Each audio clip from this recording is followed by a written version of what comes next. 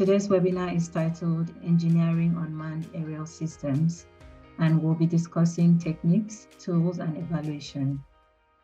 Unmanned aerial systems are based on recent advances in navigation, perception, and artificial intelligence, which are integrated in specific software modules running on board and in ground station.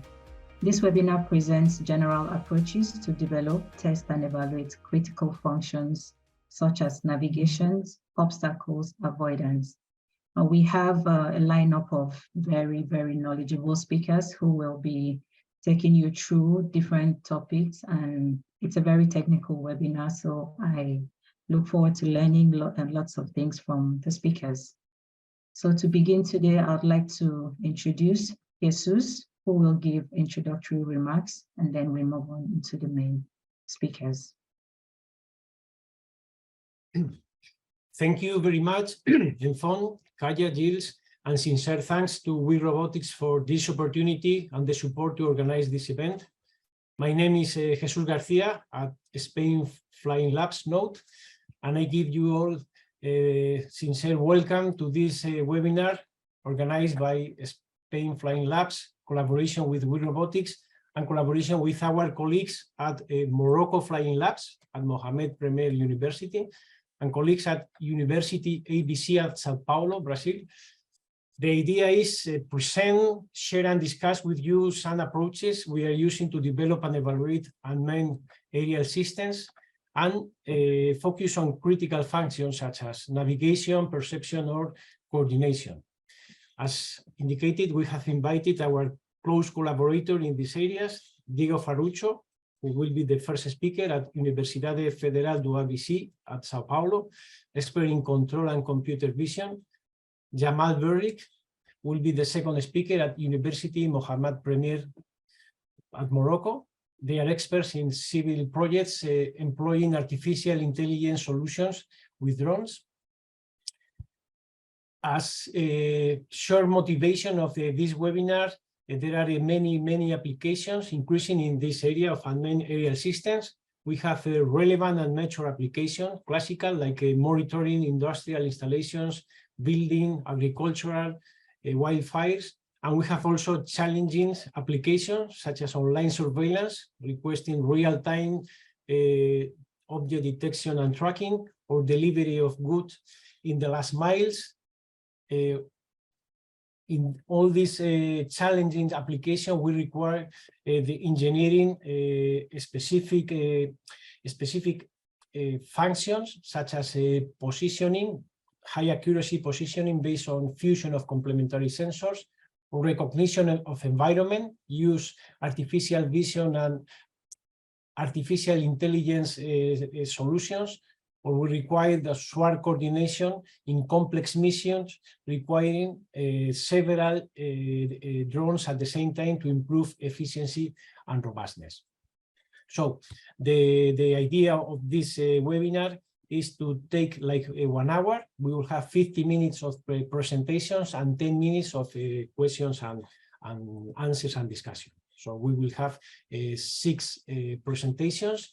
I wish you enjoy and participate in the webinar at the end. So thank you very much for your attention, and I give the word to our first presenters, the first speakers, Diego Ferruccio. Please, you have the word. Thank you, Jesus. Let me share my screen here.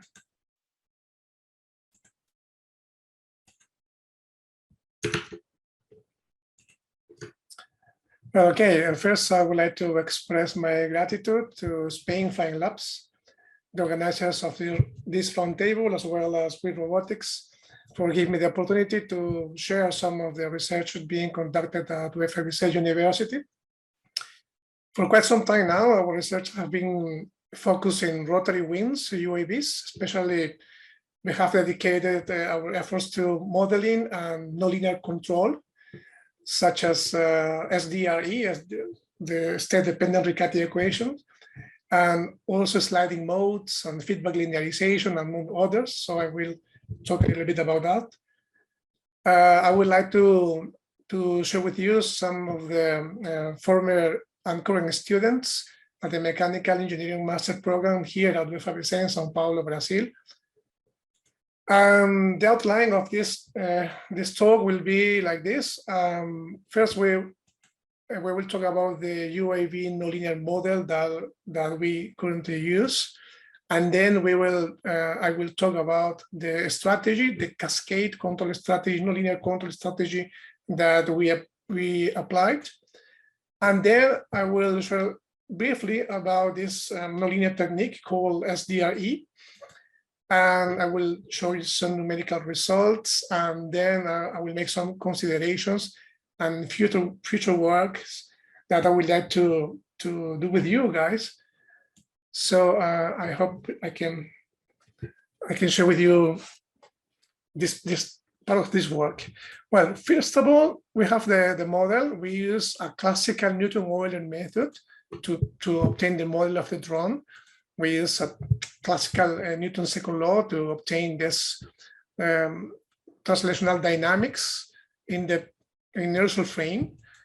And then we have also the rotational dynamics in the body frame. We usually utilize these two coordinate systems to represent the whole dynamics. And these dynamics, this omega dynamics represents the PQR angular rates that can be measured by inertial sensors.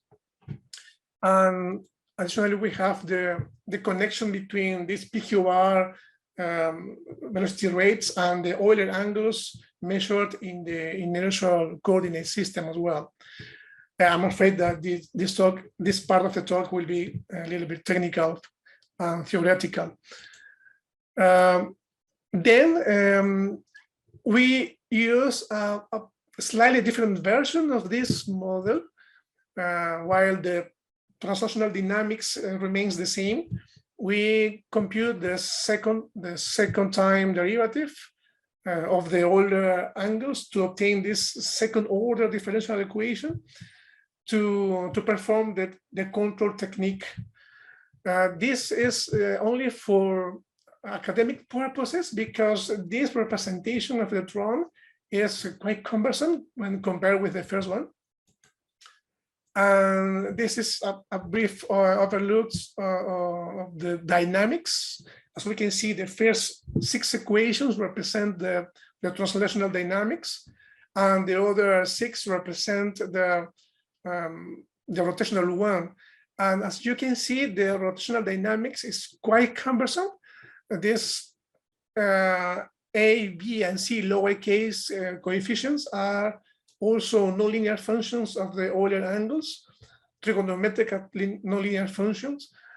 So, and this is the state we use to represent the system, this 12-dimensional system.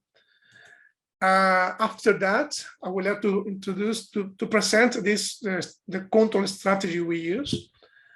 Here we have the block diagram. The block M2 is the translational dynamics, which works like an outer loop. It receives as it inputs the Euler angles. This block M1 is the inner loop and represents the rotational dynamics. It's important to note that the rotational dynamics receives as inputs the torques produced by the rotors and generates the time derivative of the Euler angles. And finally, the block C, the block C1 is the nonlinear rotational controller, which in this case will be this SDRE controller. Finally, in the outer loop, we have this C2, which is the translational dynamics. No, sorry, the translational controller. It's important, it's worth noting that the translational dynamics receive as inputs the desired velocity given by the user, and it outputs the desired Euler angles. So how we can compute this desired Euler angles from the velocity errors? We employed this technique proposed by Vos in a paper. Basically, he said that we can relate the hand-right side of the translational dynamics to the variation of the velocity error, the translational velocity error. And that way, we can have three equations, and in one side we have these velocity errors already computed because we have the states, the feedback states and velocity and also in position. And on the other side, we have 4 unknowns, 3 for the Euler angles and 1 for U1 showing here, which stands for the total thrust produced by the rotors. So we have 4 unknowns and 3 equations. In order to solve the system, we can set the U angle to 0 as we show here. And after we can compute the 3 Euler angles desired in order to achieve the velocity, the translational velocity needed, and also the total thrust that the motors have to provide to the system. And this is the blocked diagram that representing this part. Well, after we have the rotors, the Euler angles desired, we can apply the Riccati equation. And we have to make sure that the system can be written in affine form in the controls. And then we rewrite the nonlinear equations in this pseudo-linear form. This is the key of the technique. And in red, we can see here that we can rewrite the B matrix from these parameters. And in blue, we have the elements which will form the A matrix. As you can see here, there are many possibilities to build this A matrix. So we choose arbitrarily these 2, 1. This is why this technique is called suboptimal control, because we have many possibilities to build this matrix, this representation. And the only thing we have to make sure is that the pair A and B is pointwise linear controllable in all the state space, which can be a little bit tricky sometimes. After that, this is merely show the parameters of these matrices. After that, we apply a classical infinite time tracking suboptimal control that is pretty well known. And this results in we have to solve these 2 equations, the famous nonlinear differential Riccati equation, and also ODE, a companion ODE, which depend on the errors as well, as you already know. If the system is smooth enough, we can approach this solution for the algebraic versions of these equations. It's important to note that this technique has to be solved at every time step, which is of course time consuming and resources consuming as well. And this is the diagram that we have to solve at every time step. Finally, with the vector, with the outputs obtained, we have to compute the actual angular velocity of the motors. And after that, these are some numerical results, simulated results that show that the system performed reasonably well with this simple input. We also we can see here that the thrust required from the rotors is between the boundaries of the rotors, which is important. And we test this technique as well with another trajectory. In this case, this helicoidal trajectory. And we also verified that the needed thrust from the rotors is between the boundaries. Finally, some considerations. This SDRE technique was already successfully implemented and tested in Howard-in-the-Loop here in our lab using ESP32 microcontroller, which is well known. The results we obtain are quite good as well. But I can, as I said before, this technique requires a large amount of computational resources and energy when compared with PID. And similar to other control strategies, this technique requires a prior knowledge of the system model, which is not the case for PID controllers, which could be difficult to implement. And we can use this technique to implement a kind of switching control, something like for larger errors, we use these nonlinear techniques, and for small errors, we can switch to PID controller. I would pull this one. What we would like to do, we would like to implement this technique using the PX4 and SEAL and HEL framework as a flight mode, along with ROS and gazebo simulation environment with you guys. And also we would like to test these two techniques in the switching control strategy. Well, sorry, I finished my presentation. Sorry, I think I take a little more time than I should. Thank you, and open for questions. Thank you very much, Diego. We will take questions after all the speakers have shared their presentation. So if anyone has questions, please, you can leave it in the chat box. But that was a very good presentation, and I look forward to when you will implement it so I can see how the figures and everything comes together in real life. The next presenter we have here is Jamal. Jamal will be speaking on drone and the AI, the perfect combination for autonomous mode in 5 real requested applications. Jamal is an associate professor at the Engineering School of University of Mohammed Premier in Morocco. He is also a member of the AIRES research team and now also part of Morocco Flying Labs. So Jamal, you can begin your presentation. Hello, do you hear me? Yes, we can hear you. Okay, so thank you very much. Let's start. So before starting, I want to say thanks to Juan and Jesus for this kind of invitation. So I'm very happy to join you in this webinar. So as Anfon say, I am the lead coordinator of Morocco Flying Lab. I am professor researcher at Mohammed First University. I will introduce you today some of our works to combine artificial intelligence and drone related to some real requested projects in different situations. So we can.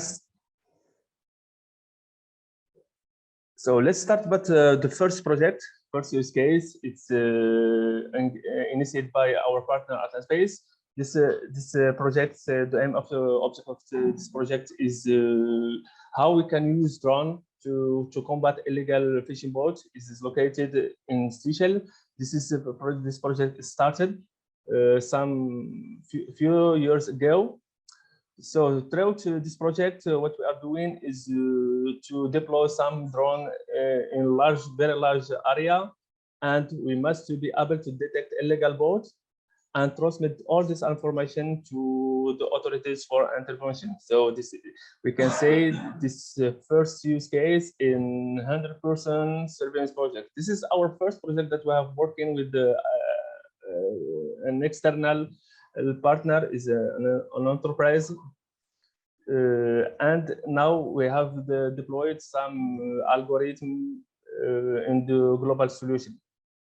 For the second use case that we will talk, it's this use case is taking place during robotics training in Senegal.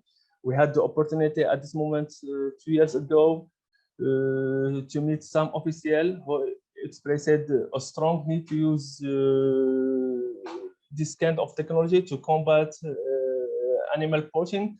This is the problem at this moment, and this situation is related to some several natural reserves. So the main objective is to fly over very large area to be able to perform the following tasks: identify the type of animals, count their number, detect the position of security guard working in the reserve, detect the poachers and their location, transmit all of this data to the authority to can save life and agent, save life of this agent and share this all the animals in the reserve nature. So this project is still in discussion with our partner Senegal Flying Labs. We started a discussion to can find the best way for funding this project and start the first stage. Until now, we are in discussion mode. So we hope to can start the project as soon as possible. We can say if in this case, this project is 1,500 surveillance and 1,500 save and rescues objects project part. The third use case is similar. It's very similar to the Senegal project.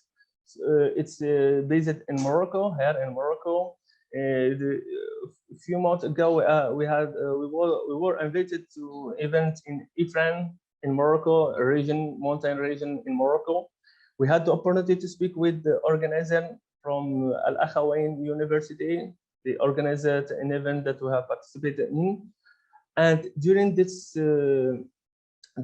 event, we have presenting our work in Morocco Flying Lab, and especially what we are doing with some project like illegal poaching or the Senegal project. And at this moment, they have mentioned a big problem with poaching for the forestry in the very large area in the region, and they want to use this technology for like for drone and AI to can be very helpful. So at this stage, we are still in identification of our partner and some program of this project. So this project never started until now.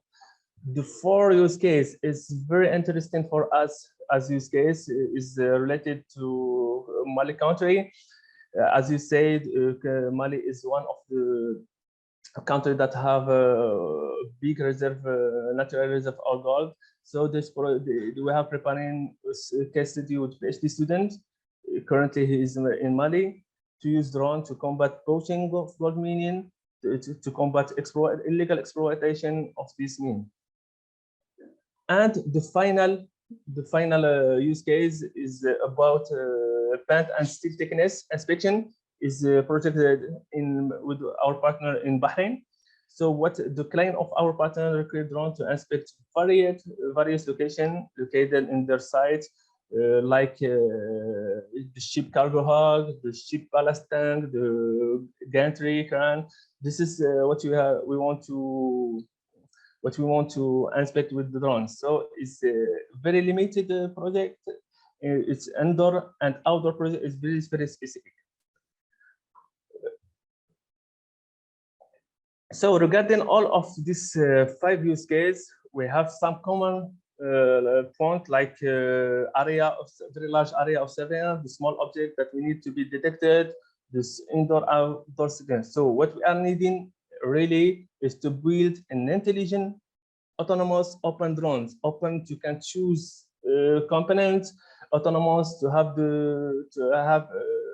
the possibility to be driven without intervention of human, and intelligent drone to be able to collaborate with other drones. So this is what we want to work in our flying lab to build an intelligent, autonomous, and open drone. For this case, we have a various suite of components. We can take the pixel, or we can take the cube. This is the central element of our drones, the autopilot.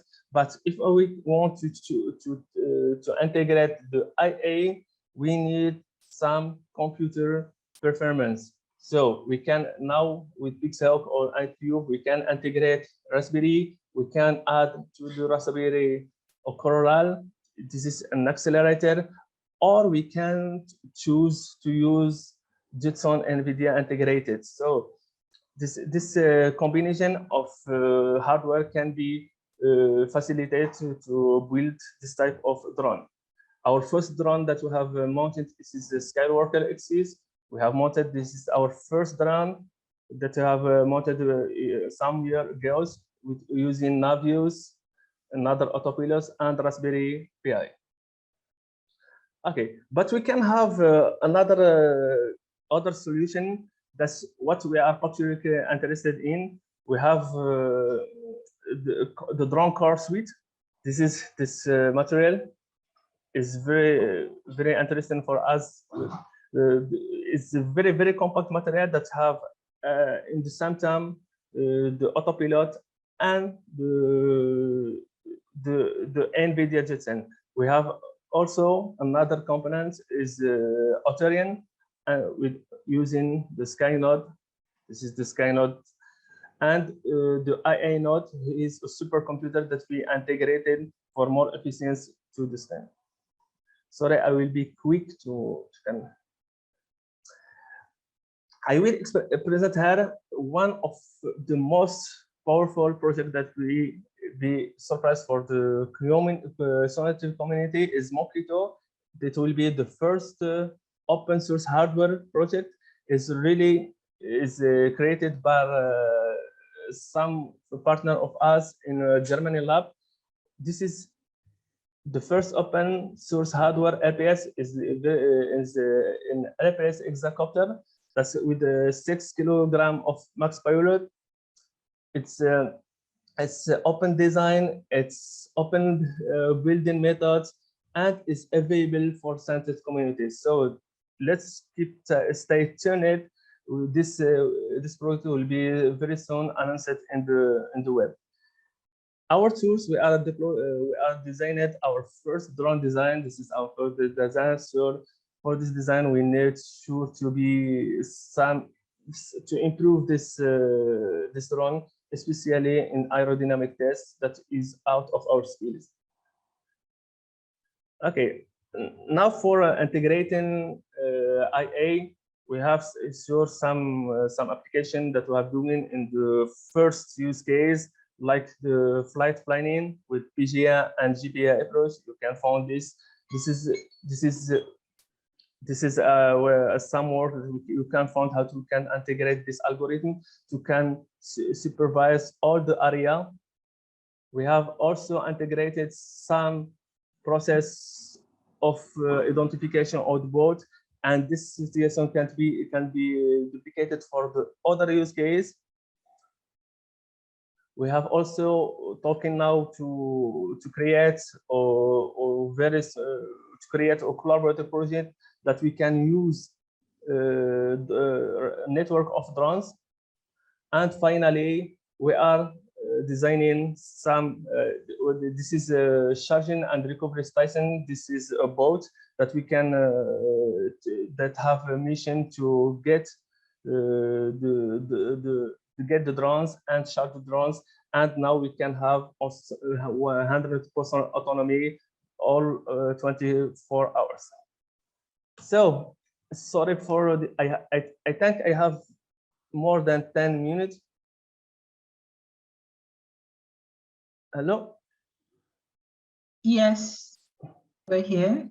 Do you hear me? I think I have more 10 minutes. Sorry for this for this inconvenience. So I am ready if you have any question of our works or of what we are doing and what we are building in our lab. Thank you, Jamal. We can now go to the next speaker, and then we'll take all questions after. And the next speaker on the list is David. David will be speaking on UAV airframe classification using acceleration spectrogram. David is a predoctoral, has a predoctoral contract at the University of Madrid. He joined the Department of Computer Science at this university in 2018. His current research focuses on the application of data fusion techniques, radar, data processing, and detection systems. David, you can begin your presentation. I don't know if you are showing my screen. Yes. Yes. Because I don't know why Zoom sent me a crash report just now. But well, if you are seeing it, Yes, we can proceed. Yeah. Okay. Well, good afternoon. I'd like to thank you all for your time and attention today, and all the organizers for the opportunity to present my work. And well, I'm David Sanchez. I'm a PhD student for the University Carlos III of Madrid. And I work here in the Applied Artificial Intelligence group in several problems, some of them were related with UAVs. And in this study, we are checking how is possible an iframe classification using a set of acceleration spectrograms. Okay, so first of all, I'm going to introduce you a little bit about the UAS ecosystems, as the current regulations on Europe and on USA mainly are too restrictive for the use of the UAVs. And in the future, these UAVs will be a really promising technology that can be used in a lot of areas of the industry. So these new ecosystems, like the US based in Europe, are proposing a new implementation of regulations and tools to allow a safe and secure use of the UAVs for all the users and stakeholders. The ecosystems not only implement new regulations, it also implements different tools like the identification and tracking of UAVs, different management functionalities, and an interface with air traffic control systems. The objective of this research is to improve these future ecosystems, providing useful tools for different tasks. For example, our current approach is to do a trajectory data mining problem to try to help the UAVs identifications, or things like the trajectory validation that will have the mission management module, things like that. The main problem to this trajectory data mining approach is that we need useful information for all the data mining problems to be applied. So in our research, we then find a full data set with a lot of trajectories. So our approach is to do a little bit of pre-processing in different files. Or we have the objective to generate files on a standardized format with timestamp, position, and velocity. With the lack of data,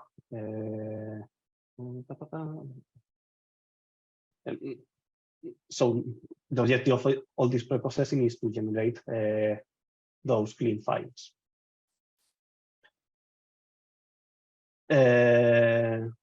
As a main source of information in our current research, we have the PS4 autopilot log files that is a public dataset provided with the PS4 organization, and is composed of about something more than 55,000 UAVs log files, which represent about 245 gigabytes of data compressed. Doing an analysis of all this data, we found different problems that we need to address. Some of them is the hardware. There is a lot of different hardware implemented in this data set, so we need to do a little bit of analysis to standardize it. In addition, the software versions applied to recover the data are different. And also there are different possible iframes. So this means, although this data set is supposedly standardized, there are multiple differences in the log files, and we need to do a little bit of reprocessing to transform it, clean it, and have a common framework in our data. Checking the files, the main problem we found is A-frames not recognized by the framework. A-frames that have a minority of instances inside all the data we have. And the main problem, the simulated data. PS4 allows for hardware in the loop and software in the simulations, and most of the data comes from these simulations. Also checking the trajectory, we found small trajectories, not only in short duration trajectory, but also trajectories with few measurements. Also, there are some trajectories without any movements and trajectories with large scale gaps in the middle. So our proposal is to do a little bit of cleaning of all of these problems, leaving us with something more than 22,000 tracks, which is less than half of the trajectories. Also, in the remaining data, something important to take into account is the unbalance of the data, as the quad-core quadricopters represent more than 80% of the data. In any case, from the remaining data, we do a little features generation, extracting the total duration of the track, the total number of points, the time stamp of the measurements, the distance in horizontal and vertical plane, and the speed in horizontal and vertical plane. With all of this, we first perform a classical classification problem using this data, and we acquire an accuracy of about 70%. Then, in this current work, we decided to try to do something more advanced, and using the acceleration and the speed signals, we created some spectrograms. And with those spectrograms, we perform a convolutional neural network classifier to try to obtain new results.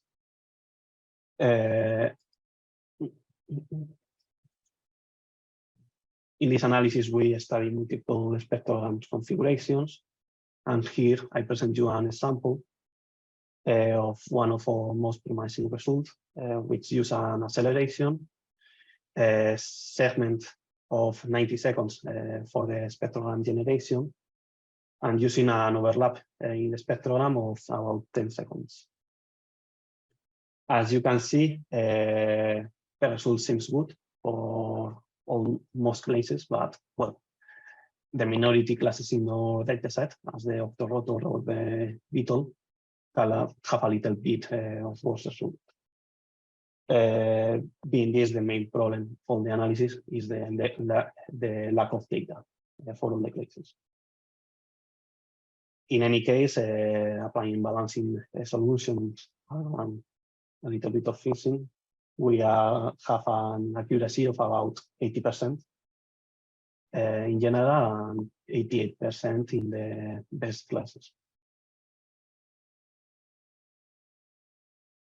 So as a little bit of conclusions, for the future UAS ecosystems, this identification using the UAV's kinematics is possible, having an 80% in this first approach, seems good. Although something to take into account is these spectrograms require more processing time, so it's a little bit of a problem to take into account. And the main problem is the lack of data we are facing. It's something that we need to address as soon as possible. Something to consider is those simulated data we discussed at the beginning. We can try to use them in future analysis, but we need to validate those simulations are good enough for this classification. Also, another future line of investigation we want to develop is to try to use the same approach in other lines of the data mining approach.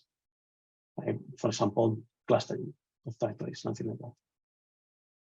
And finally, when all this analysis is completed and the UAS ecosystems are applied, we can try to integrate these systems in different modules, like the trial validation in mission management, situational awareness, the identification in the tracking systems, and so on. And I think I skipped a little bit more of 7 minutes, sorry for that. But that brings us to the end. Thank you for your attention. And at the end, I will be glad to answer your questions. Thank you very much, David. Thank you for your presentation. It was very insightful. The next one we have here is a simulation, and it will be done by Daniel Amigo. Daniel will be carrying out a simulation on developing UAV swarm missions. So I am actually really excited to watch his presentation. Hi, Daniel, are you there? Okay, yeah. Can you see my screen? Yes, I can see the screen. Okay, so I start.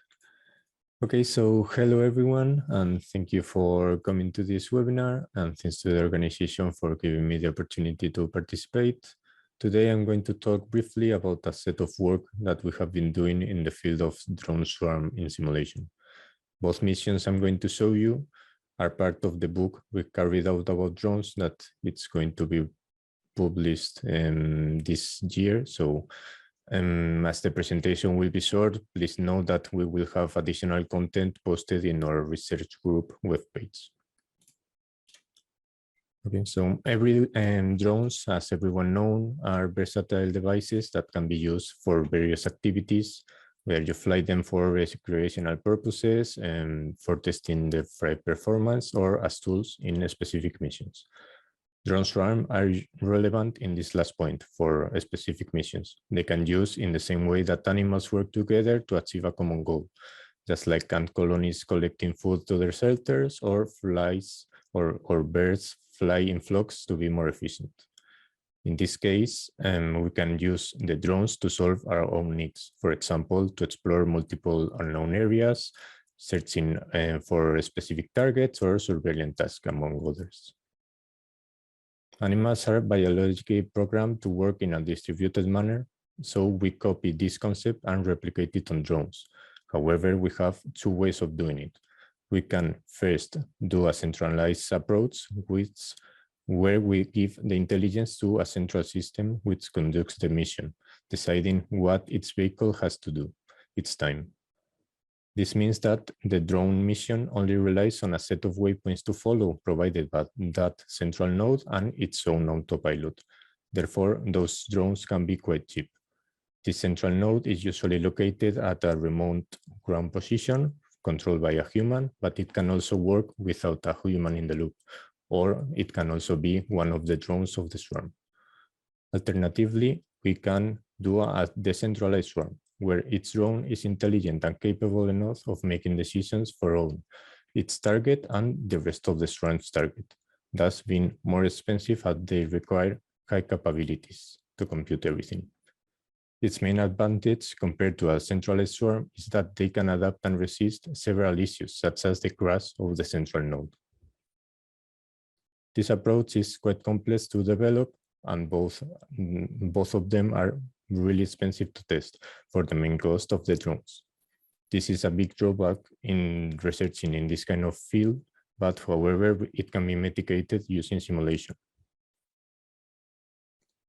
Within our research group, we decided to use AirSim, a hyper-realistic and open-source simulator that allows us to work with real flight controllers in the market, such as the PX4. We compare it with Cesium to have an Earth in real scale as the environment to fly the drones in. Thus, it is the perfect place to develop mission level in a realistic and practical way.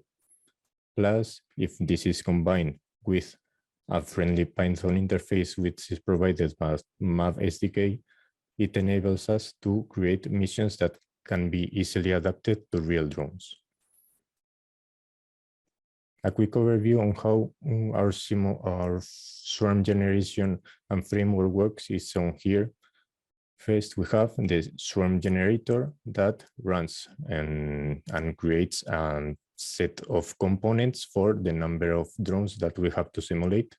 And then we run a Python mission for every one of those drones that orchestrate its own movement, and it uses its own sensors to accomplish them task. Okay, so after this initial introduction about the swarms and our simulated framework, I'm going to move to the examples I want to talk about. Okay, so first we have this centralized swarm, okay, that is going to gather images in real time to generate orthomosaics.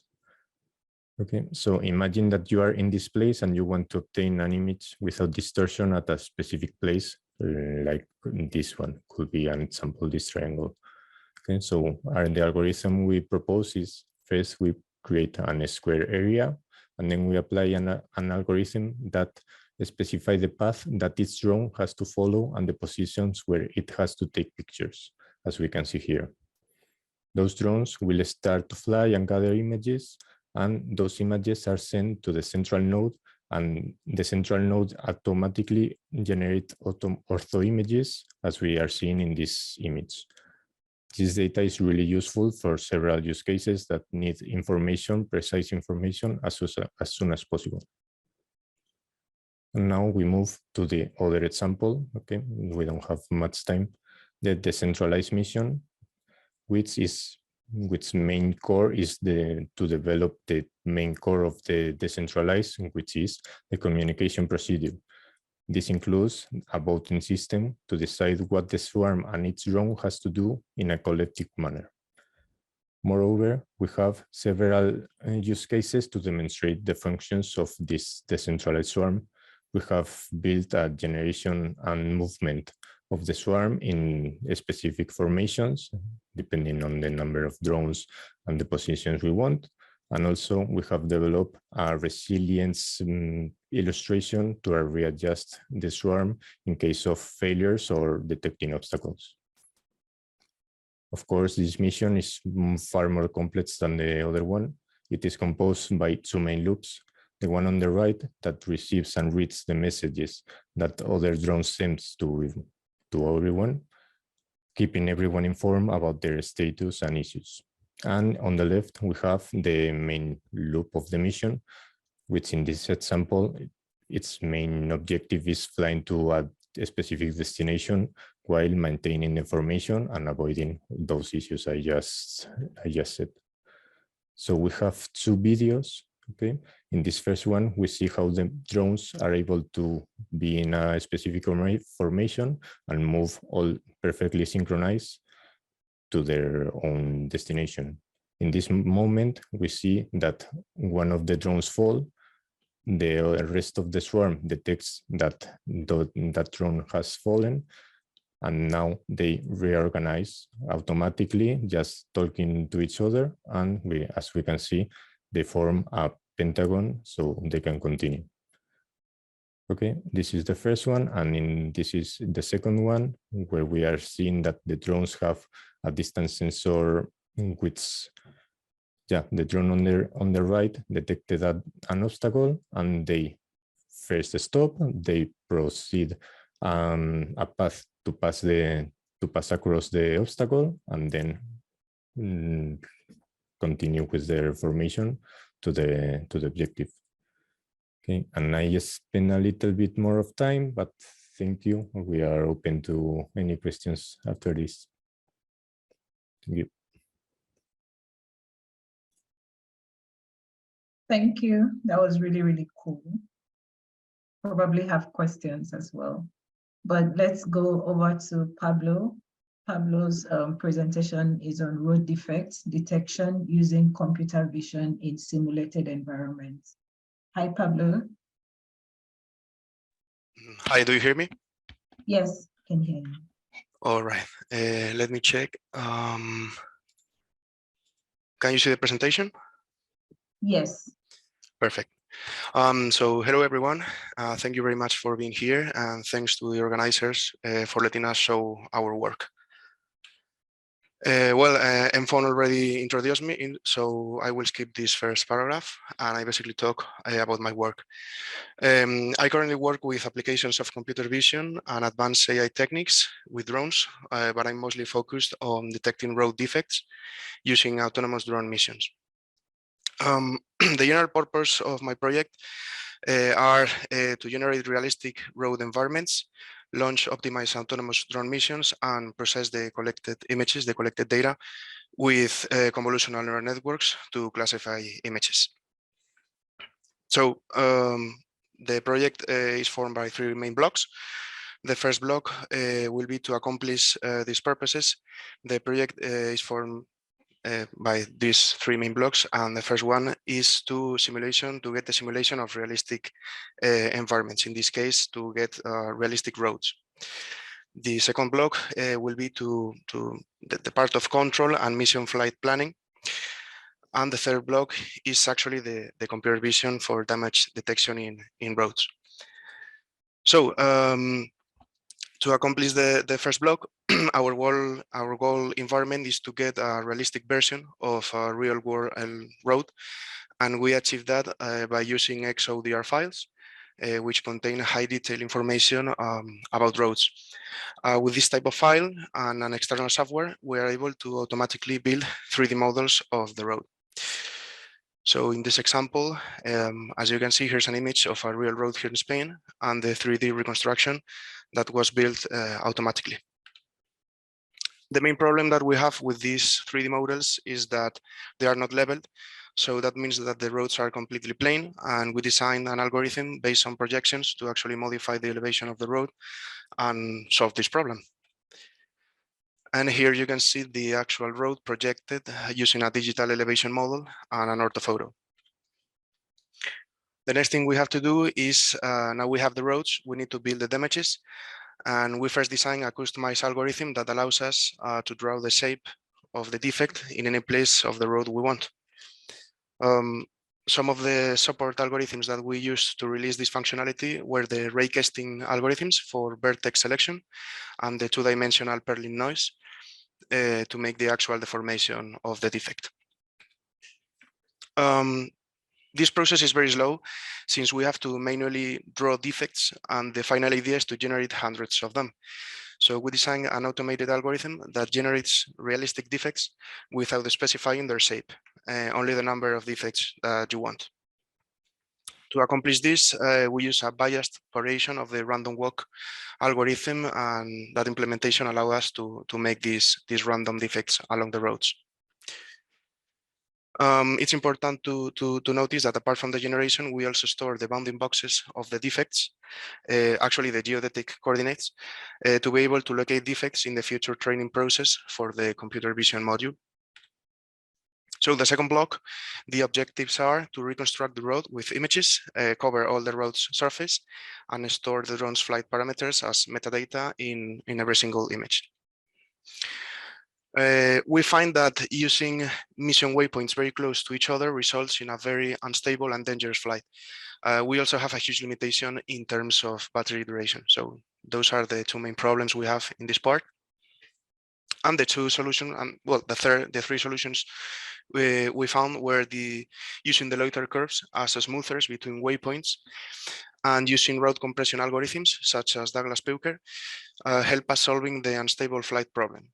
To solve the planification problem, the second issue we had, we use heuristic algorithms like the nearest neighbor to produce pseudo-optimal paths that allows us to minimize the battery usage. So here we have an example of a very naive algorithm for the planning. It takes 3.55 hours to cover the road. And here we have the application of the nearest neighbor algorithm that allows us basically to have the same number of waypoints, but the plan is done in 0.77 hours. And if we get the last plan that I showed to you and apply the Douglas-Peuker route compression, what we get is actual this plan, which is basically the same as before. Maybe in the roundabouts we had lost a bit of precision, but we basically have the same shape, but now we have very few waypoints. So we have solved the problem of having tiny waypoints very close one to each other. Here you can see a display of the images taken by the drone. The images are the blocks in yellow, and the road defects are the purple blocks, which are way smaller. It is important to notice that we are capable of automatically build datasets of labeled images, since we know where the defects are and if some images have captured the actual defect. And now entering on the last block of the project, the image classification. We use convolutional neural networks to solve this image classification problem. And more precisely, we use the architecture that you're seeing on the slide, which basically consists on 3 convolutional layers with 3 pooling layers. And finally, another 3 fully connected layers to make the classification, the binary classification, whether an image has a defect or it hasn't. Our current results are for a 50-50 balanced dataset. We get an 85% accuracy on test, which is good when compared to other architectures that we found that only got a 63% of accuracy, mostly in average. So the results are good, but we want them to improve even more. And we also want to expand the problem to a detection problem that basically says if an image has a road defect and where in the image the defect actually is. So we are looking to use the YOLO V8 architecture to achieve these goals. And basically that's all. That's all for me. Thank you very much for your attention, and I will be very glad to answer your questions. Thank you very much, Pablo. And to wrap up our presentation today, our last speaker is Juan. Juan, can you hear me? Yes, Juan, thank you very much. I'm going to share my screen. Yes, please.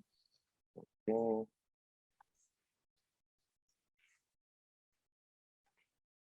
Wait. Okay, I think you can show my presentation, is right?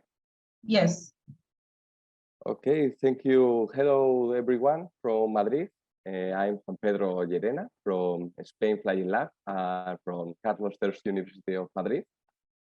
Yes, for me it's a pleasure to share with Flying Lab community a brief introduction of my last research about tuning process noise in inertial navigation system and global navigation satellite system fusion from drones navigation based on evolutionary algorithms. Yes. Well, I know we don't have a lot of time to share this research, but the idea is to share how is the problems of the opportunity of navigation, right? And the navigation system in UAV, including drones, can be considered a critical system as they are responsible for providing the subsystem like multi-rotor dynamic control or trajectory planning, the information as space state variables like position, altitude, or velocity. Yes, the most widespread navigation system in ENS and GNS system is the fusion system. This is the most user system, and for example, is used in PX4 or PXHawk and the flyer controller. Yes, in general, the ENS and GNS fusion system has an input offset of sensors like position of GPS and IMU sensors, and have a dynamical model inside the fusion system, and then have 2 noises as a process noise and observation measurement noise, and return the state vector, like we can see in X format in. Yes, and without going into detail how is Kalman filter work, we will say that it's proposed to improve the prediction of the dynamical model by merging information from the measurement model. Right? But what is the meaning of the process noise? Process noise gives the dynamical model of the fusion system a kind of flexibility to adapt to slight different behavior. If we think, for example, if we think of a linear motion model, the process noise allows us to estimate trajectory of the other type, like we can see in red. Process estimation noise module, the weight of measurement with respect to the prediction.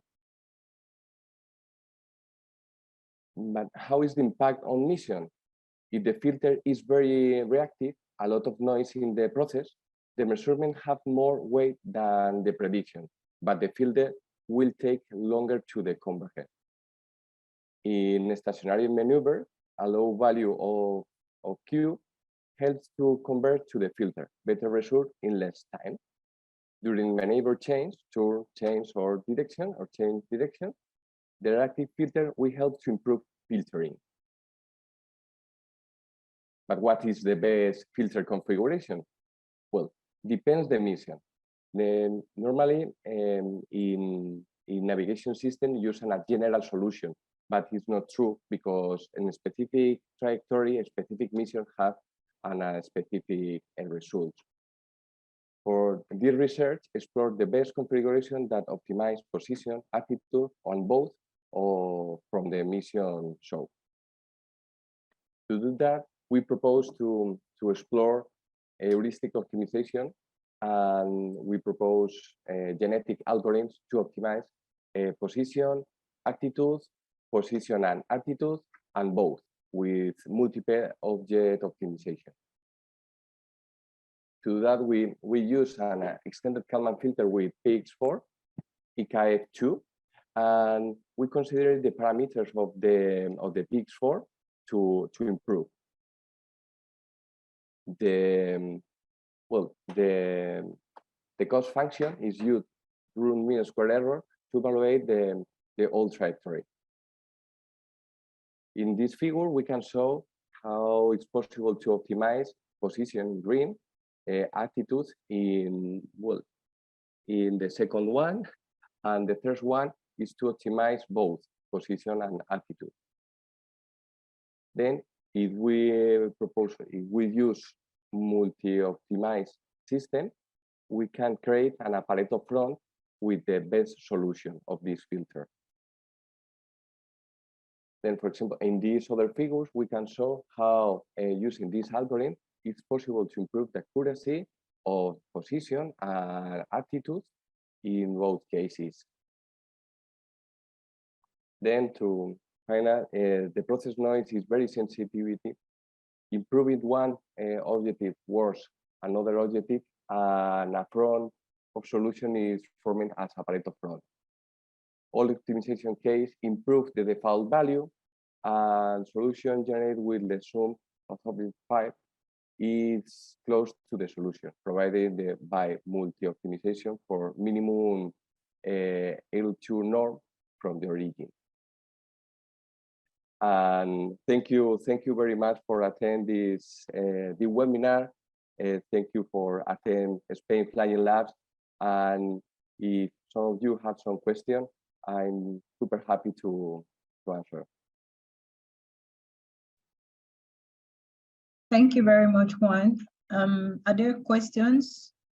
If you want to unmute and speak, just use the smiley feature to raise your hand and we will unmute you so you can ask the questions to the speakers.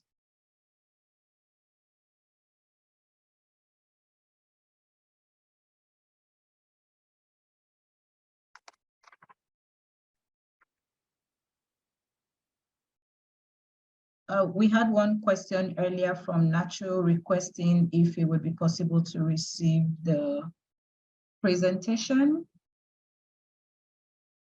Mm-hmm. So if this is possible, I can share it directly with Nacho.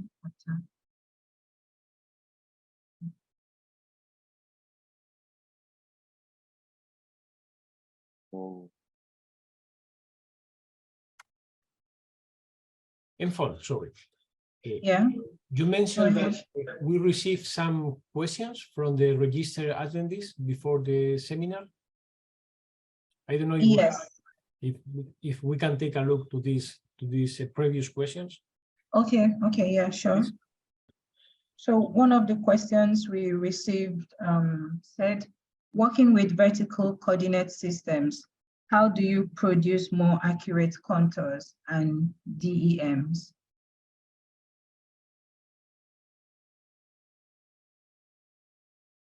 Any of the speaker wants to respond to the question?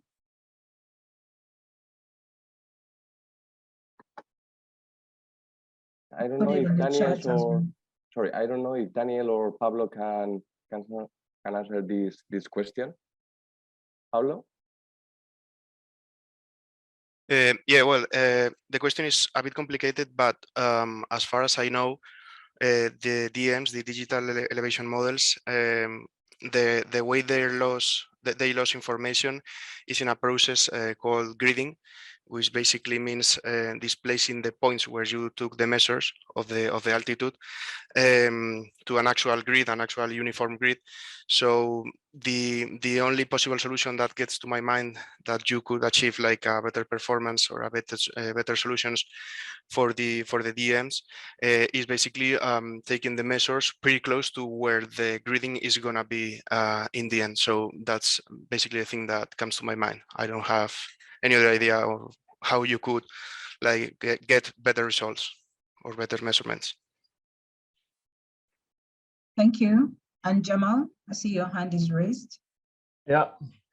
So I have just some remarks for Daniel. So I'm very interested in what he is doing in his project simulation.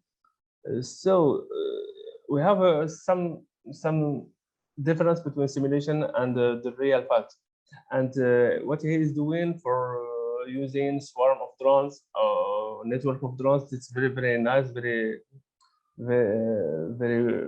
cool for me. So the question is the big problem in using network of drones is the collaboration between drones. Yeah. And for this reason, we have some solution. We are working on one of the part of solution is using multi-agent system that we can be developed, and each drone can be an agent. And for this reason, for this situation, we can develop this network.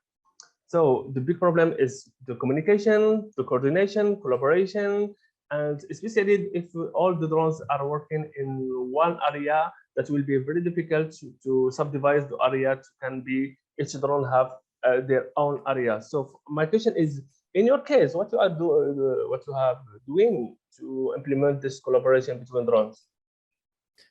Yeah. Okay. So in our project, okay, we have two different projects. They are completely separated.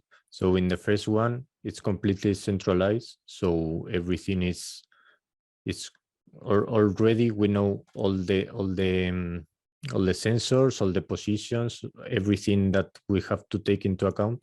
So we can pre-compute what is the best solution that we can do. Okay, we haven't found the best solution yet. It's a initial research, but it could be pretty improve the path planning that we perform to finish where we started and that kind of things.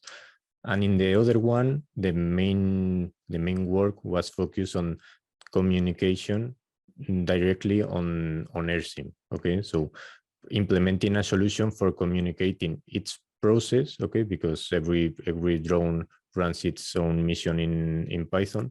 So this is the main issue that we had to do. It's merely computational, computer about how to run it. And yeah, so our idea is just everyone shares information with each other. And yeah, we have an infinite loop that it's taking into account what the other drones are doing. So this is our approach. It's not the best one.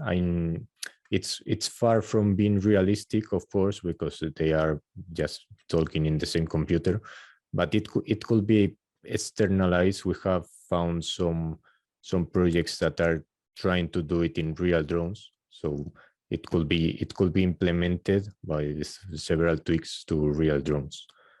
I will also mention that we have Javier Carbo here, which is a real expert in agents. So maybe he can say something about how this communication could be implemented. I don't know. Yeah, I'm here. I have to know more about the problem to answer that. But the usual way, if you adopt a cognitive approach, is using the standard FIPA compliant protocols. So, but I will be very happy to take a look on it if you like. Or you can use BD agent. Yeah, that's it. There are some works in this line before also. We have started similar works in this area. The same. I would like to read it. Yeah. Yeah. All right, thank you. We also have Diego. I see your hand is raised. Thank you.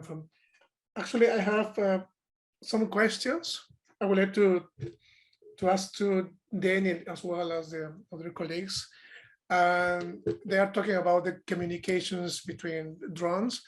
And in a decentralized strategy, drones are supposed to communicate with each other to react to situations that could emerge during the flight. My question is, it is possible to consider the delay in the communications and its influence in the performance of the swarm? I'm saying this because in real applications, the communications probably will be suffer some degradations for the environment and also a delay in the contact. Eventually, the delay could generate some real troubles in synchronization. Do you think it's possible to simulate this this time delay in the communications in a decentralized? Yeah. So in our problem, we first have to synchronize the clocks, okay, because everyone has its own clock, and yeah, so the time stamp that they use for synchronizing. So it's possible, but of course it should be tested on real data and on real, at least real separated computers to see how it's performed. Maybe there will be a bit of delay, but I think it could be done, because I know that there are examples of doing this kind of swarms in real drones and being applied in real scenarios. So I don't think there's a real problem. I don't know how to solve it until I implement it on real. Yeah. Yeah, I'm thinking that if they are close enough to each other, this delay probably won't be a problem. Yeah. But if it would depend on the distance, actually, the separation between among them. Yeah, I think that's exactly. In our case, we send information really quickly, but of course it's not now a typical problem to solve. So it will depend on the problem to implement, how to try to include it. I know Juan Pedro knows about LoRa communication, so maybe there's always solution depending on what are the distances, what are the time constraints and energy constraints. There's always a solution. No, thank you. Yes, but remember that LoRa have a lot of delay, and probably it's not the best solution for this case. Maybe other systems are better than LoRa or LoRaWAN. Thank you. It's true. Are there more questions? Actually, I have a couple more questions, if I may. Actually, I have a question to Juan Pedro. Something I didn't catch was if this algorithm that you propose is is running online, or this has to be run offline and then to build on this? Could you please tell us a little bit more about this? Yes, of course. Thank you for the question, Diego. Now, yes, it's offline.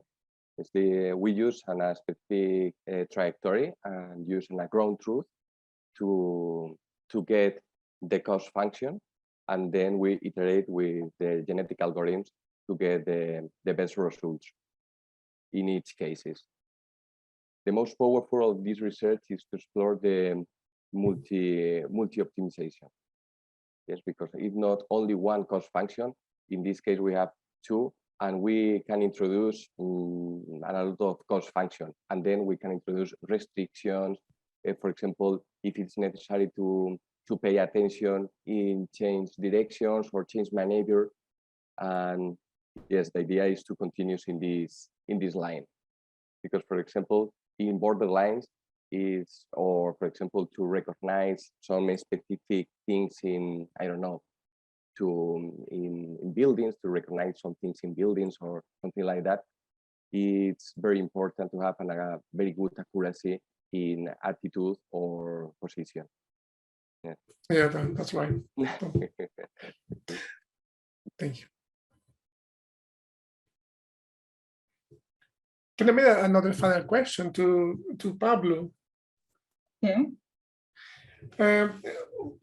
Pablo, we have tested some visual navigation tools here, and I think that it's really difficult to deal with is the weather conditions. Did you include some weather situations, or have you considered how these weather conditions can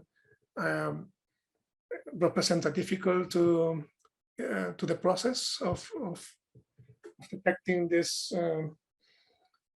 this problem in the roads? Yeah, actually, I thought about that problem. It depends on what you mean about difficult weather, because, for example, if it's raining, flying a drone is not an option. So for the moment, in the simulations that I've made, we haven't taken account about anything related to weather. So we are just basically simulating in a perfect environment, let's say it that way.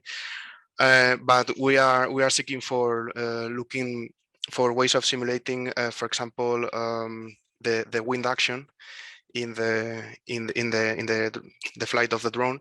So that's basically the thing. We have thought about this problem before, but we have not taken anything to solve it for the moment. But we surely will in the future.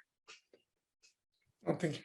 I thought about that because we have here some. It will be really useful to have this solution for the roads here, but the weather can be really tough here, from really hot, dry seasons to really rainy ones. But of course, as you said, in rainy conditions, flying a drone is not an option. Yeah, thank you. Okay, thank you so much. I think we can wrap up here if there are no more questions. We hope you enjoyed attending our event as much as we enjoyed putting it together, and especially listening to the speakers share their work. This recording will be available shortly on our YouTube channel for a replay. And for more information about the Flying Labs Network, please visit the website. I will just insert it in the chat right now. And if anyone wants to get in touch with the speaker as well, you can also use the Flying Labs website to reach out to us, and we will put you in touch directly with any of the speakers. Thank you for joining, and we wish you a wonderful day.